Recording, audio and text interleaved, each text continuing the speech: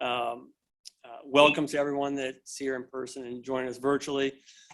Those in person get a second dose of what I just said, probably completely different because I can never do the same thing twice. But we are here today for the 5310 program applicant workshop. Again, don't want to waste anybody's time, although I did for the first 10 minutes there. We'll go through this again. So the goal of the 5310 program, also known as the Specialized Transportation Program, is to increase accessibility and improve mobility for older adults and individuals with disabilities by removing barriers to transportation so that those older adults and individuals with disabilities can get to employment opportunities, to their medical appointments, grocery shopping, and other personal errands, and of course, educational opportunities as well, just to name a few there. As I mentioned, all applicants of the 5310 program must be listed in the region's coordinated plan. That is something that can be found on OKI's website.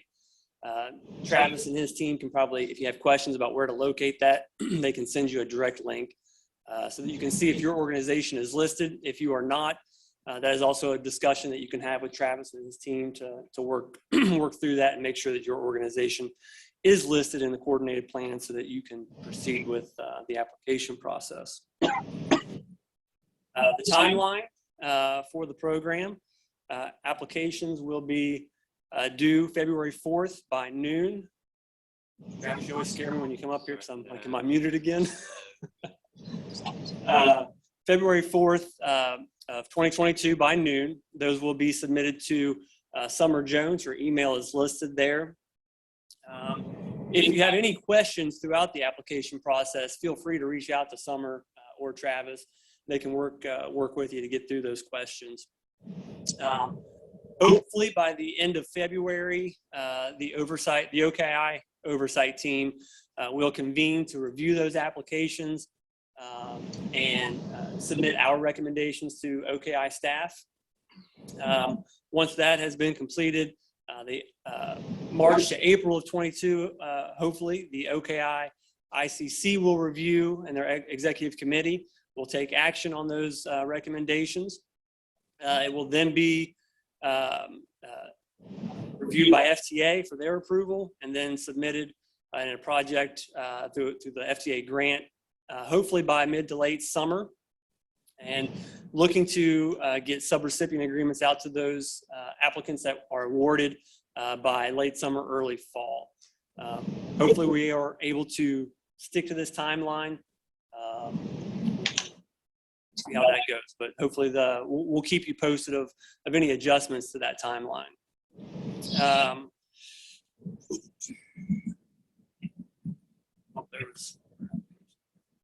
The oversight team. So it is a group of from the region of regional transit operators that come together to review those applications and make the recommendations. We have added a few new members to the oversight team this year.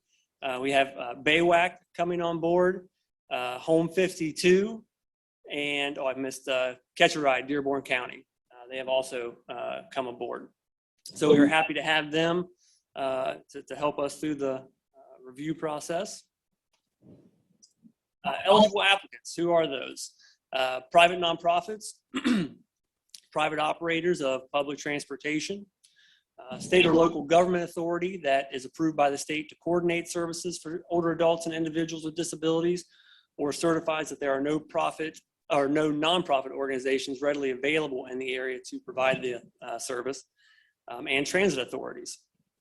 Again, if you have a question about whether or not your organization is an eligible applicant, reach out to Summer. They're the OKI team. They can talk with you about that as well.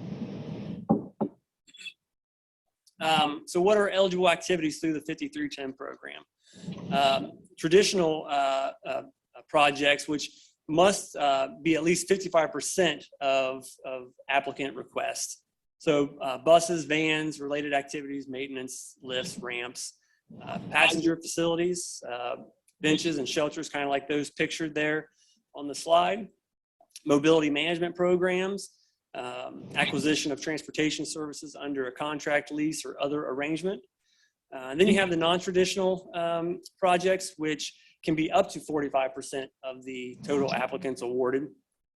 Travel training, volunteer driver programs, accessible paths to bus stops, including curb cuts, improving signage, wayfinding technology, incremental costs of providing same-day service or door-to-door service, purchasing vehicles to support new accessible taxi, ride-sharing, and or van pooling programs. And these, again, are just a few of the things, just some examples.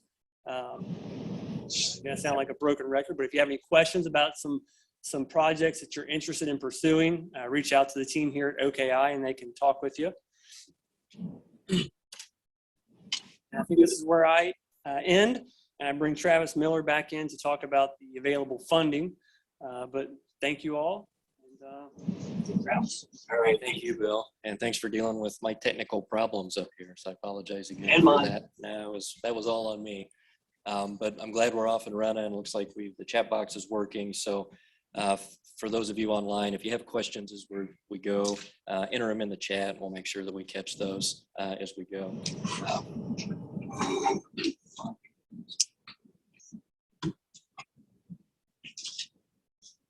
So now we're going to go through the application form itself, as Bill said, is online, and we'll walk you through the steps on the website to show you where to access that. It's available now. It is a Word document that you're going to download from the website. You'll complete, and then you'll attach it to an email and send that to Summer Jones, the email address Bill just shared. So that's so as we walk through that, keep all of that in mind.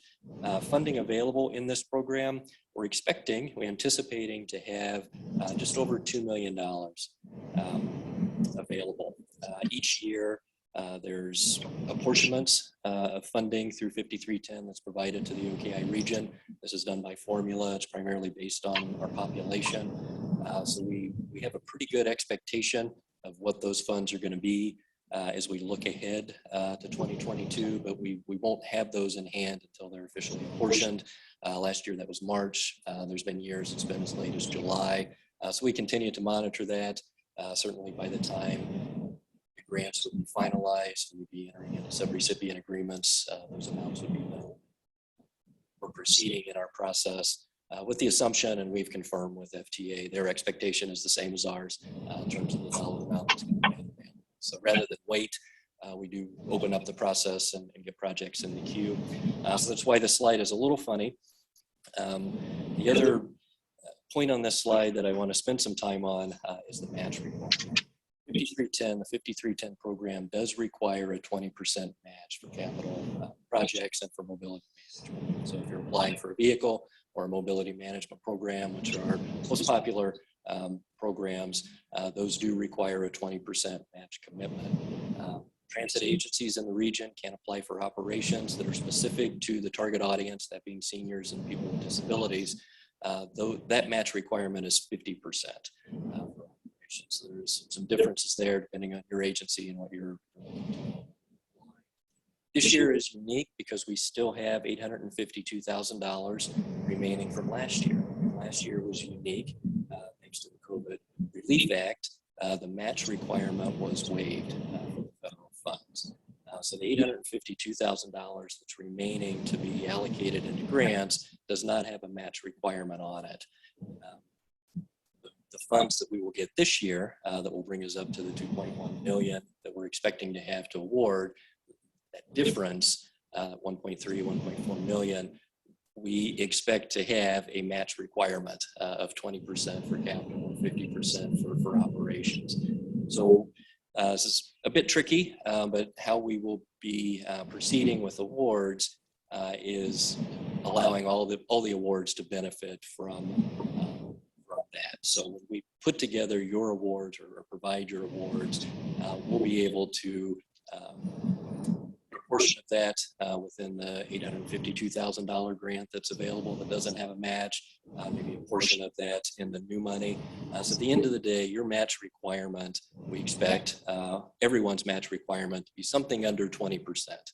because we don't know the amount that's going to be awarded, and we haven't received the applications, and they haven't gone through the review process. Final recommendations aren't there. We don't know. We're not able to do the math to know what that match will be. So just in full transparency today, letting you all know that we expect the match to be something less than 20%. But for the purposes of the application and your proposal, we are asking you to commit 20%. So when you fill out the application form, we have a commitment form. So for your budgeting purposes, again, being conservative, but being able to commit the 20% match as this goes through the award process. Again, very transparent process. You'll be aware if you are receiving an award, what that award amount is and what the likely match commitment will be required. Those are all moving pieces and there's a lot of variables there. So I apologize for confusion. I want to let that be clear to all the applicants. So we have a question in the room. Florence? Travis, bear with me. Does that basically mean that even for operations, I would still possibly only have to come up with 20%? Something less than 50%. Okay, something less than 50. Okay. That's a fair statement, but we don't know the amounts again. Thanks. To know exactly what that formula is going to be. But once we receive the applications, well, I shouldn't say that. Once the oversight team has had an opportunity to review the applications and we know the eligibility of those submitted, that's been confirmed and they've been scored and ranked and the oversight team is ready to make recommendations on awards, we'll know what the total amount of awards are and be able to do the math on the math. Can you define operations for that 50%? And is it only for public? Does it only apply to public transit? Essentially, yes. There's a lot more to that answer, and we would have to go into the regs, which we can do, and we can talk with you about your proposal to ensure that that it's done appropriately. But short answer, essentially, yes, it's a public transit authorities that have the 50% requirement. The purpose of this funds and the real emphasis for these funds are on the nonprofit, the private nonprofit agencies. So we, and FTA and their requirements ensure that we maximize investment there before going to transit agencies. But again, in transparency, over the years, OKI has provided operation funds to transit agencies that have been able to show the need, demonstrate the need, and apply these funds into programs that are serving seniors or individuals. Questions in the chat box? Just one that you're going to hit on, I think, about the EPA on previous vehicles that have been approved. All right, yeah, we're going into the vehicles. Great segue to whoever asked the question online. So let's move into those of you that are interested in vehicles. We're going to go through those that are available. So in this program, we do utilize the Ohio Department of Transportation contract for vehicles. So this enables OKI to award funds without going through a procurement process with vendors of vehicles. We're able to select vehicles directly off of that list that's already gone through the procurement, the vendors that have gone through the procurement process with ODOT. And that meets all of the federal requirements. So we work in partnership with ODOT. And any agency in Indiana or Kentucky that want to acquire a vehicle can certainly do that. They're purchasing it through the Ohio Department of Transportation vendor list, which is extensive, as you'll see, but that's the process. So currently there are 5 vehicles that are available through the program. There's a significant shortage of chassis, as most things in the post-COVID or the current COVID world. Supply chain issues that is affecting these vehicles. In fact, the vehicles that were awarded last year still have not been ordered as we're waiting on chassis and working with vendors to get those secured so that those vehicles could be manufactured. So a fair warning, agencies looking for funds for vehicles, just be patient. We might be a year or more away from getting that vehicle ordered. And several months through the manufacturing process, depending on the options and the type of vehicle being. Nonetheless, we have 5 vehicles that are available for funding for agencies that want to be in the queue for these vehicles, ranging from accessible vans up to the cutaway vehicles. vehicles. We've got slides for each of these vehicles.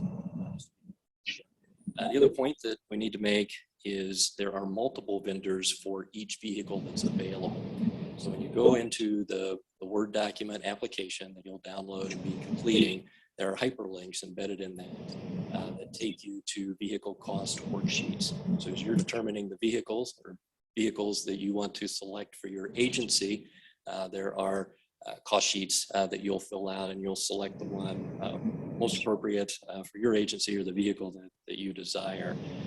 Those cost sheets are in Excel. So when you hit the hyperlink, it's going to take you to an Excel document you'll be able to download. It's important to note that that Excel document is going to have multiple tabs at the bottom. Don't overlook that. You go in, it'll go to the default, whichever sheet is open, but there are multiple vendors. So it's important to compare. If you want to compare the vendors and the options that the vendors are making available, be sure to explore all of those tabs to fully understand each vehicle that each manufacturer is making available. So for accessible vans, we actually have 4 vendors that you can choose to select a vehicle through. Their logos are listed here: Driverage, BSI, American Bus, and Tesco. Each of those have different cost sheets in the forms that you'll be looking at, and those cost sheets for each of these vendors have different options. So you need to explore. Contact information is available for each of these vendors on those sheets, so you can reach out directly to the vendor and ask questions as necessary. And of course, OKI staff, we're here to help with that as well. We're not the experts when it comes to vehicles, so if you have specific questions about those options or about the vehicles, would put you in touch with the vendors directly to ask those questions, and they've all been great to work with. So the accessible vans is the first option. The second is a light transit narrow body vehicle. There are 2 vendors that are available, or cost sheets that are available. The light transit vehicles, these are a little larger cutaway vehicles. There are 4 vendors that are providing these. We have the Honeycomb, which is again a little larger and some more unique options available the agency, and there are 3 vendors that have these vehicles available. In the light transit low floor, even larger, more capacity vehicles, 2 vendors are available. So you've noticed the minivan options are not available. And this is going back to the ability to secure the chassis, and then the vendors just aren't available on the current contract. Severe shortage. So I know that that's a popular vehicle. We'll continue to monitor that as soon as there's an opportunity to purchase modified minivans. We'll make that information known to vendors or to agencies. But the best equivalent type of vehicle would be the accessible van transit vehicle that's produced on Ford chassis.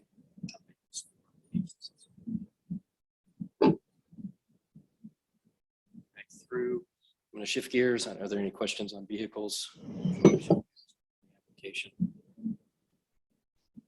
All right, Bill mentioned our coordinated plan, and this is essential for any applicant to understand as you're applying for 5310 funds. This is what we would refer to as the umbrella document, the master plan, if you will. This document outlines the gaps and the needs or the target population that these funds are meant to serve, so seniors across the region and individuals with disabilities. So we go through a process about every 4 years to look at the demographics, to engage stakeholders, your agencies that are serving that population and that population directly to understand their transportation needs and where gaps may be. So the better your proposal can articulate how it's addressing and filling these gaps, the better it will score. Your proposal will be in getting funds. And this is just a highlight summary of the identified gaps and needs. There's much more detail in the plan, and there's a link available on the website, same location where you find the application, to go into the coordinated plan and review it if you're not familiar. There's a series of identified need strategies to improve transportation in the plan, and The plan identifies, again, specific needs, which includes expanding transportation availability. So increasing a fleet or maintaining a fleet of paratransit vehicles would fit within that goal that's helping to achieve transportation availability to the population, better serving people in wheelchairs, looking at work shifts and looking at hours of the day and days of the week that you're providing service to the target population. Sometimes is, I won't say overlooked, but one of the things that the plan does recognize in the region, there's certainly more of a concentration of trips available during the work week and weekdays and working hours. There's less opportunities for trips in evenings and certainly on the weekends. Reason I make that point is this would be an example. If your proposal or your agency is able to provide trips during those off times where we have more need, then you would score higher on your application as it's going through and compared to agencies that are providing trips there. So just providing that again as an example of how we use the coordinated plan and these strategies when reviewing your application and scores. The scores are based on specific criteria, which are listed here. And these all tie back to the coordinated plan or issues within the coordinated plan. So there's a lot of information that you will be submitting in your application, of course. Not all of that is getting scored. It's necessary for the application in order for the application to be complete and in order for your proposal to be considered eligible for funding. But it's a series of questions, 8 questions in the application form. You need to make sure you're spending time with and answering as articulately and as well as you can, because it's those questions that you're receiving points on against other agencies for funding. Listed here, I'm not going to go through those individually. I'll point out that the coordination efforts, that one is worth 25 points, where the others are 15, and that's by design and on purpose. The coordinated plan encourages coordination among agencies. So if you can partner with agencies or leverage one another to provide services, that's something that's considered a value across the region and is encouraged in the plan and rewarded through additional points in this process. Another one that I will point out is the bonus points. This is new. So those of you that have applied in the past, this will be unfamiliar to you. It's a new question and some bonus points being added for applications that utilize technology, whether that's to streamline your service or to reduce your cost. So again, this is something that the coordinated plan recommends. The oversight team suggested this is some bonus points to help encourage agencies to really think about that as you're putting your proposals together, in hopes that maybe that'll make your proposal stronger and better, embracing new technologies. So get creative with that, but there's an extra 5 points that are available for those of you that do. So go through the form. Again, this will be a Word document that you'll download online and complete. You'll fill out your contact information, your type of organization, all pretty straightforward. The project information requires you to provide a narrative up to 500 words that just gives us a summary of what you're trying to accomplish in your project. You identify goals for your project and use the SMART goals, which are written down. They're measurable. They're Specific. specific. That was, I couldn't even get started with the first word. Thank you. I know, I get tripped up too. They're specific, they're measurable, they're attainable, they're relevant. So that means relevant to the coordinated plan. And the T is time bound. So you need to think about your schedule and be able to deliver what it is that the purpose of your project. Which brings me to a point that for applicants that are looking for mobility management or continuing a mobility management program, one of the points that you need to keep in mind and be able to articulate in your proposal is how's it time bound, and how do you anticipate you will sustain this program when 5310 funds aren't available.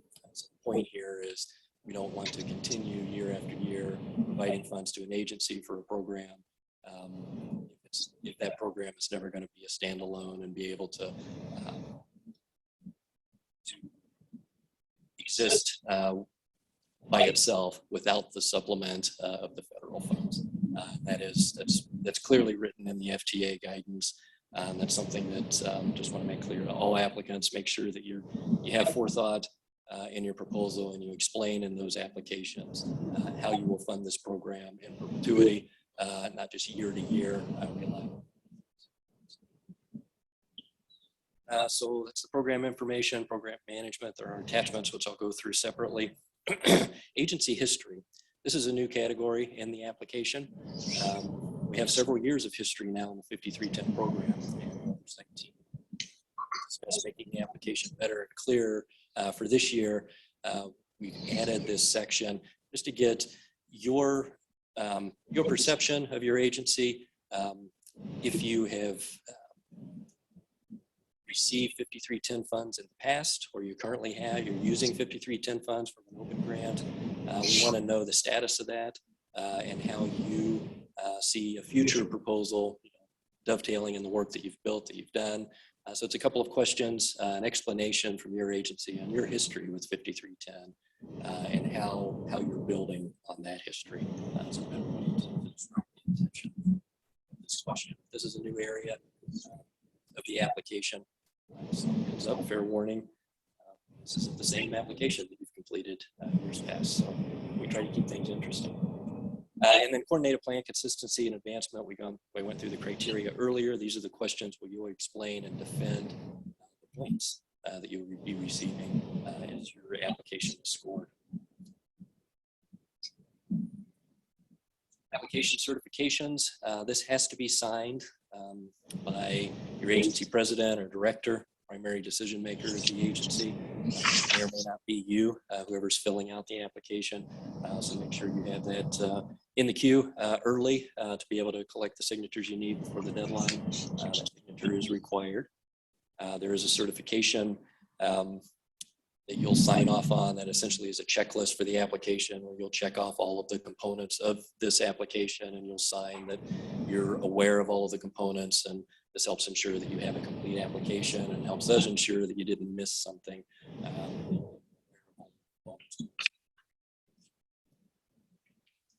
And it also certifies, there's certification that you understand the requirements of our 5310 program management plan.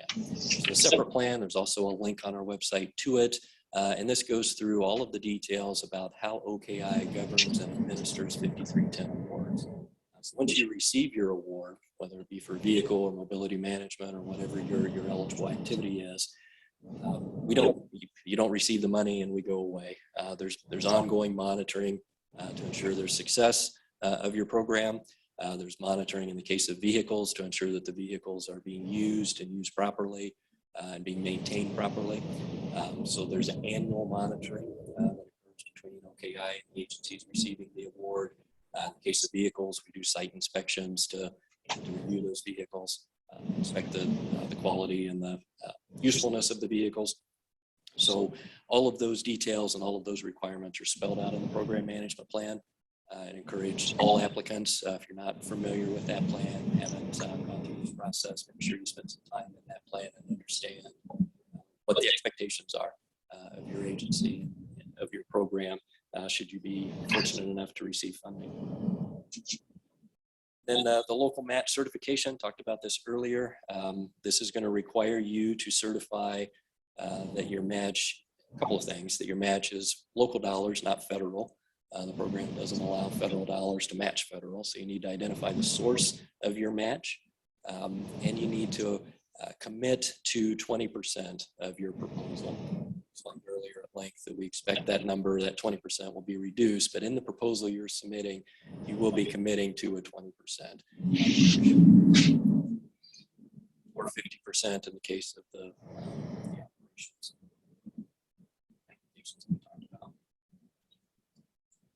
Series of attachments that accompany the application. Make sure you go through all of these. Not all of them will apply to every application, but make sure you review. And if you have questions as you're completing this, reach out to myself or Summer Jones. Happy to answer questions and work with any applicant as you're putting materials together. The first attachment, the letter from a transit authority, is required, and this is required from for every applicant. There's some language we've updated in this this application form, so make sure you read through that closely. This does require, again, every applicant that's coming in for 5310 funds to have a letter from their transit authority. What this does is ensure that the transit authority is aware of your program, and they confirm that you're not duplicating an effort that the transit agency is already, a service that, or a program that they're already providing. So this ensures that there's coordination. And frankly, we've gotten away from this requirement in the past. It's always been there. For some programs, we haven't been as diligent as we should in the application process. This will come up sometimes during the review, which causes us to have to go back to an applicant or a transit agency to get this in place. So we're hoping the new language, and by emphasizing it in today's workshop, everyone is aware that this is a requirement for every applicant. Transit authority for the geographic area that your program is going to be serving. Yeah. Can you clarify? I don't totally understand who is the transit authority. You're in Hamilton County, then it would be Metro, sort of Metro. Okay. And I'm guessing in the application it sort of explains who it should come from in Metro. It doesn't. It says the transit agency that's providing service in the geographic area that your program is going to be in. So again, if you have questions, if any applicant has questions about that, and maybe there's multiple, there's definitely mobility management programs out there that serve multiple geographic areas that are served by transit agencies. In that case, you would be required to get multiple letters. Okay, so if we're doing more than Hamilton County, we would need to also include like Tank. If you're in Northern Kentucky, Tank would be the agency, yes. Tank and Metro. Thank you. You're welcome. Single full audit is required for most agencies. If your agency is receiving less than, or has received currently in their budget less than $750,000 in federal funding, we do accept an annual financial statement. And this, in all of our 5310 agency, this applies to one or two. Most agencies, we do require your full audit be submitted. And this is an annual thing. So this is something you would submit as part of your application. And then every year as we go through the monitoring of your agency, when you receive a new audit for that year, we would require that. We do require that to be submitted for our review and files, just to ensure your financial stability through the life of your program. Certification of the coordinated plan, that you are consistent with it, that requires a signature. Certification of local match, I've already covered those things. Coordinating agencies, hopefully this will apply to most applicants. It may not apply to everyone, but if you're partnering with other agencies to achieve your program, working with other agencies, this is where you would describe that. Provide letters from those agencies, testimony to that effect, but certainly a narrative describing who you're working with. Letters would be attached.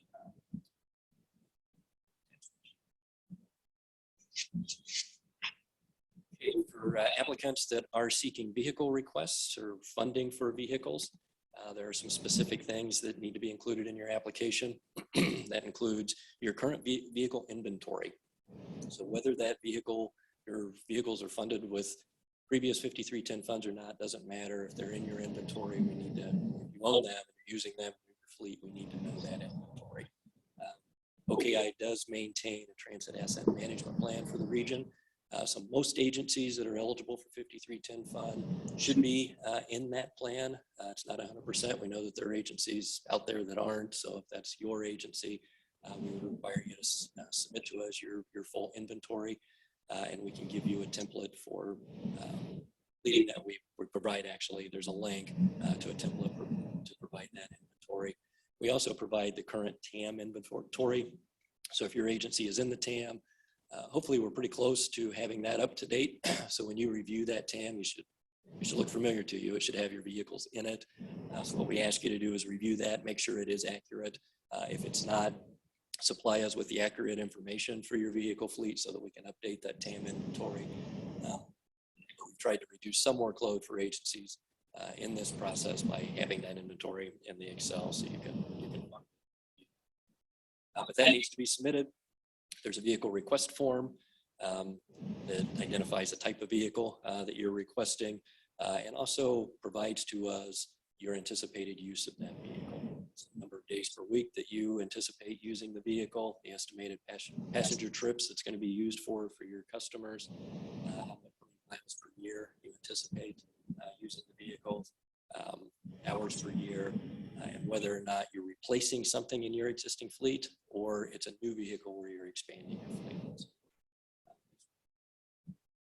You receive funding and we set up the grant. That's important to distinguish within the grant whether it's new.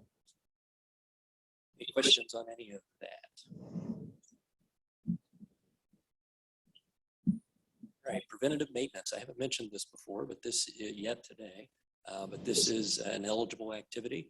So for any vehicle that your agency has that is funded with 5310 funds is eligible for preventative maintenance funding. There is specific things that fall under preventative maintenance. Generally speaking, these are things that the manufacturer would recommend doing, like changing the oil, replacing tires, brakes, batteries are included. There's a number of mechanical components that are identified in a schedule, and I know you can't read it on the slide, it's very small, but the schedule is an Excel document. There is a link in the application too. So those agencies interested in applying for preventative maintenance funding, again for 5310 funded vehicles, are asked to complete this schedule with the estimates based on their fleet. So the first column in the spreadsheet identifies the specific vehicle that you're asking for maintenance on. The other columns include the eligible activities that you can ask for funding, provide specific maintenance. Any questions on that?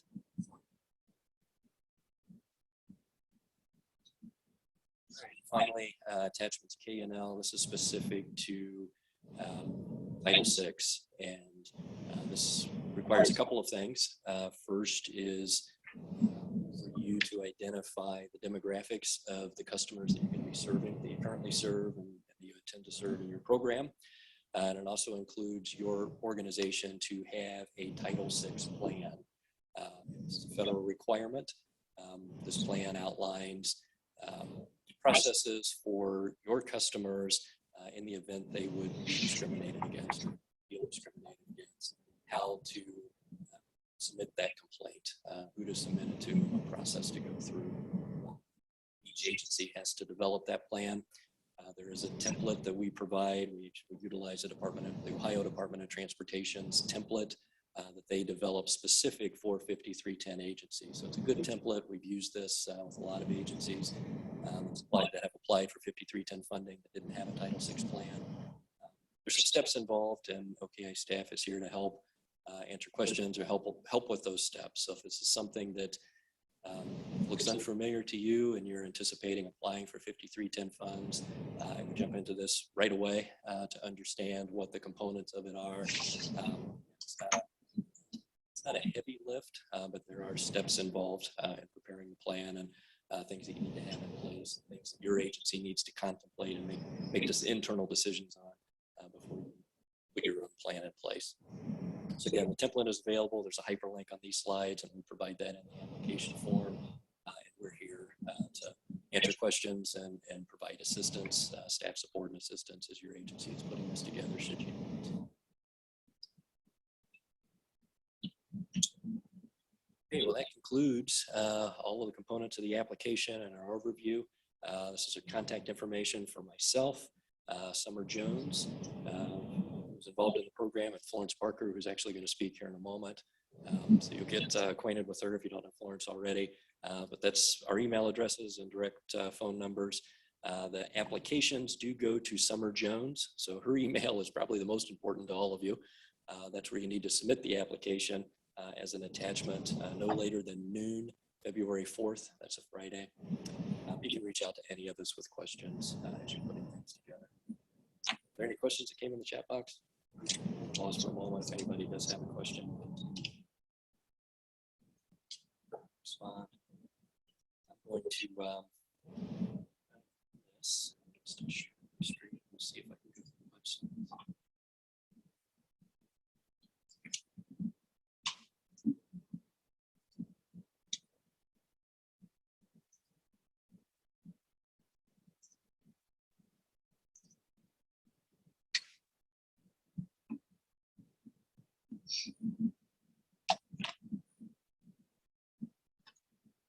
Show everybody exactly where you'll find the application. There's a couple of different ways you can get to it, but the link that we send you on the form and what I had on the slide earlier is www.oki.org. Go to the transportation block at the top and funding opportunities. Funding opportunities. And actually this workshop is up front and on top because it's our current open funding opportunity. This may change before February 4th, but when you come in here, you'll see a table of all the funding opportunities, and 5310 is the third one down on the table. And if you click on the information on the application, it'll take you to the website or web page rather that includes the link to download the application. So you can download the Word document right here. There's information down below regarding eligibility criteria, the program management plan that I mentioned earlier. Make sure you're familiar with that. There's a hyperlink that'll take you into that plan if you click here. So again, OKI funding, and the URL is funding.oki.org. Well, we had your attention. Where to go? Questions now? Who we should contact to sort our Metro or county for the letter? Yeah, we can put you in touch. Mary Haller is on our oversight team, and she is with Metro. I don't have her email address off the top of my head. But get in touch with us, and we can put you in touch with sorting for that letter. But I would start with Mary. Yeah, Commissioner. Travis, early on, you indicated that in FY 21 funds, there's about 850,000 available. Where is that available? What's the limits? Well, that's being pulled. Yeah, let me go back to that slide. It's easier if I have this in front.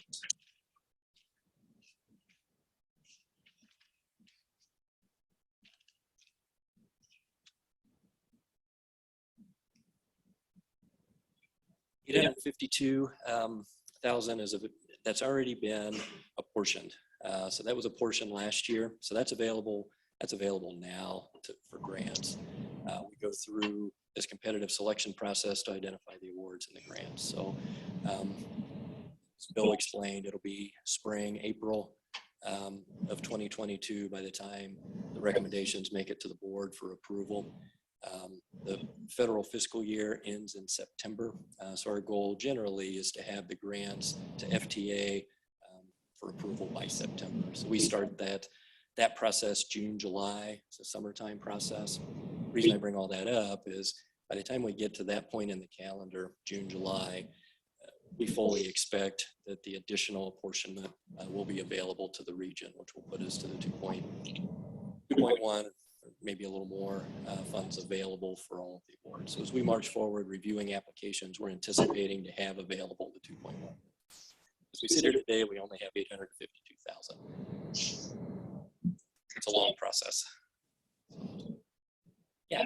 Two questions then. So then for funding timeline, is it typically like 1 year from October to It's a great October? question. It's a great question. How are they dispersed if it's not for vehicles or other? Two excellent questions. So the timeline really is up to you and your program. We can be very flexible with that timeline. We don't want to go into perpetuity. Generally speaking, for a mobility management program, we do fund multiple years. I think the most currently is 3 years, but that's not a maximum. That's just what we've currently. I think going up to a 5-year program is not out of the question. Going beyond that would probably raise some questions. So again, I'm just speaking from experience and kind of past projects. Bill, you can chime in here if you have thoughts on that. There's no governance on that. The funding, when FTA makes the fund, when they apportion the funds to the region, we do have 2 years to secure those funds in a grant. So it's important that we work quickly and we get the grants approved and working. But once you have a program in a grant, there's not a hard sunset on when that needs to be completed. It depends on the applicant, it depends on your program, and we try to be as flexible as we can. And then how are they dispersed? Yeah, that was your other question. Thank you. Again, that's up to you. So we work, when you receive the funds, you will enter into a subrecipient agreement, a contract with OKI. So your agency and OKI enters into that agreement and spells out the terms based on your needs and your cycle. Generally, with a vehicle, we require any match amount that's required to be submitted to OKI before we order. So you submit that amount early. The vehicle's ordered, and that's delivered. With mobility management or operations, those can be on a monthly or on a quarterly reimbursement basis. It's reimbursement funding, so you submit invoices to OKI for your expenses. We reimburse you, and again, depending on the agency and the needs, that can be monthly, that can be quarterly.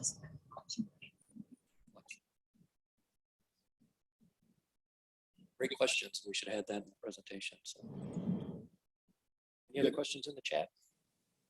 All right. Yeah, go ahead, Patsy. One more. So just to be clear, because timing is, I used to think it was like a January to December thing, and it's not at all. So if I figure out when our current funding is supposed to be expended, then I could use that as a start date for the next. That's correct. Well, and that concludes the application workshop.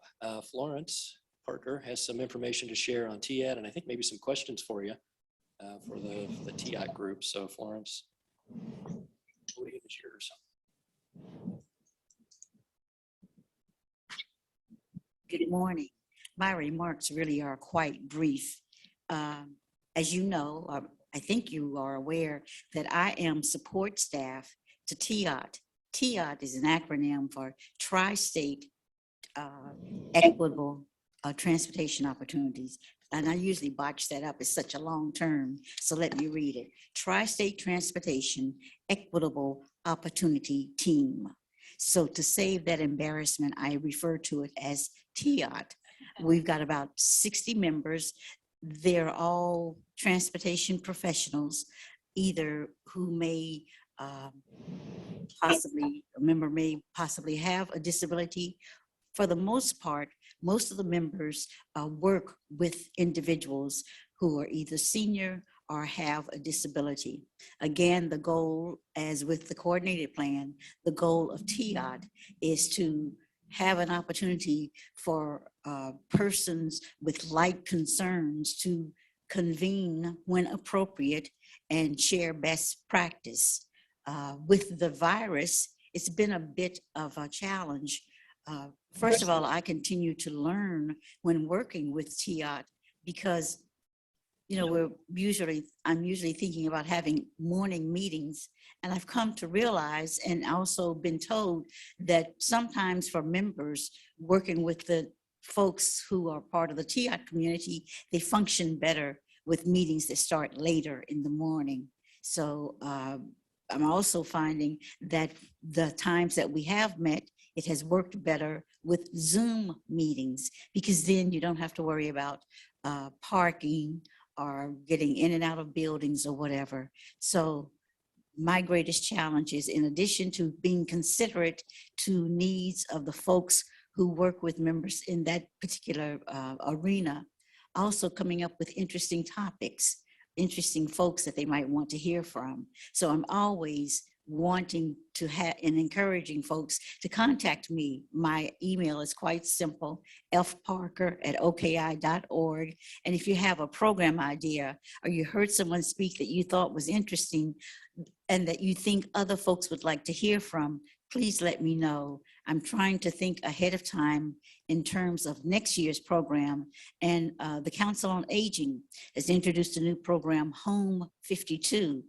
And I'm thinking that might make an interesting topic that we could schedule a Zoom around to have some sharing of best practice, and also to learn about a new program that's now available for folks to take advantage of. So like I said, my remarks are brief. I just wanted to let you know TIAD is still around. I am just trying to find a better way of being of service to that group of members, because they have concerns, but like everyone else, their time is limited. And they can't spend time, attending meetings all the time. So when I'm scheduling something, I want it to be not only timely, but also interesting. So does anyone have any questions for me regarding TIOT? And again, as you see on the agenda here, it's Tri-State Transportation Equitable Opportunity Team. Do we have a date in the future for our next gathering? Well, my goal in the past had been to try to schedule quarterly meetings. I'm hoping, of course, the virus took control of that schedule, but I'm hoping to be close to that. So I'm thinking something the first quarter, hopefully by March, I would have had scheduled our first Zoom meeting for 2022. But please, I welcome all suggestions. Thanks a lot, Travis. Thank you, Florence. Well, that concludes today's workshop. So thank you all for your patience early on with our technical issues. We did record this, so we'll hang it on the website for future reference. Our contact information is available, so reach out if you have questions as you're putting your application together. We're here to help and look forward to working with you all next year. So have a great holiday, and we'll let you go.